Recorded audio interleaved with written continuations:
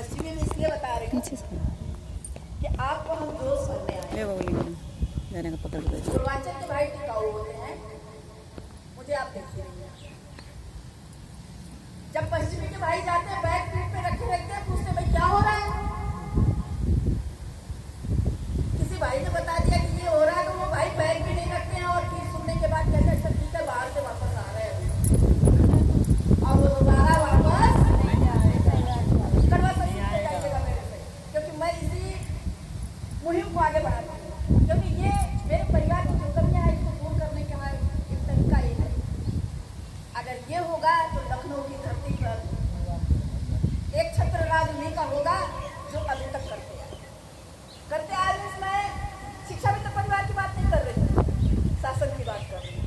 उन्हें भी पता है कि इन्हें कहाँ से तोड़ना है, कहाँ से मरोड़ना है, कहाँ धमकाना है और कहाँ इन्हें अंदर बैठा देना है। मेरे ऊपर उनकी किसी बात का कोई असर नहीं है।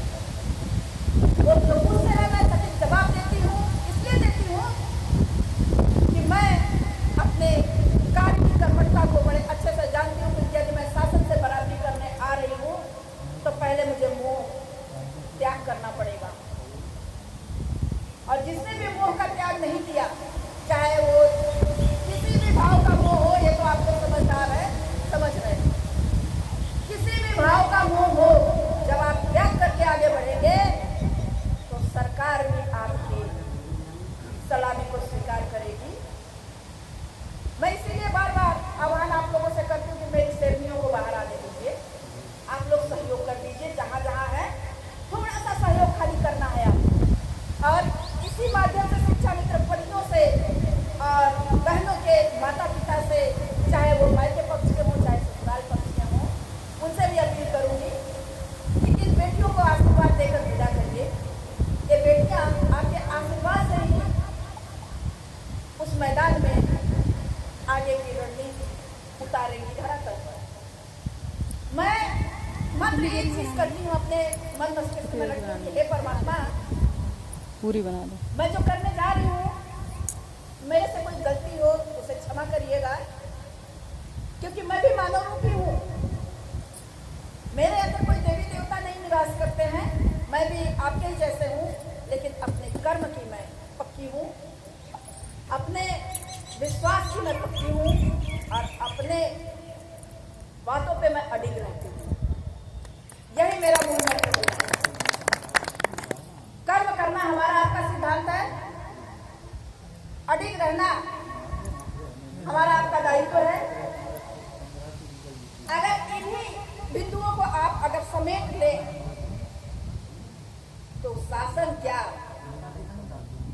भगवान भी आपकी बात को सुनेंगे। इस चीज को मान लीजिए आप। एक कहावत है,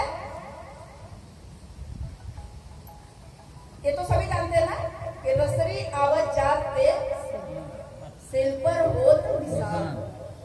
इसको यही चरितार्थ किया गया कि जब आप हमेशा सदैव अपनी बात को पहुंचाएंगे, अपने कार्य को करेंगे, तो कितना कोई गूंगा बहरा बनेगा। मैं अकेले निकली थी, 600 लाशें शिक्षा मित्र परिवार में थी, अकेले निकली थी। जिन भाइयों की, जिन नेताओं की, जिन सुरक्षों की आप लोग चर्चा कर रहे हैं, सभी को मैंने पूछा था। सुनने के बाद सभी ने अपने अपने फोन बंद किए थे, कोई आने को आगे तैयार। समय बीत गया, अकेले मैं निकली। आज मैं उन बहनों को, उन भाइयों को बताऊंगी जो हमारे साथ में सहभागी बने।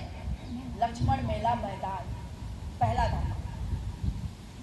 एक बहन निकली थी गाजीपुर जिले से और 3 भाई निकले थे आजमगढ़ जिले से, और जो हमारे कानपुर से थे वो इंतजाम करके बैठ गए। जो हमारे रास्ते में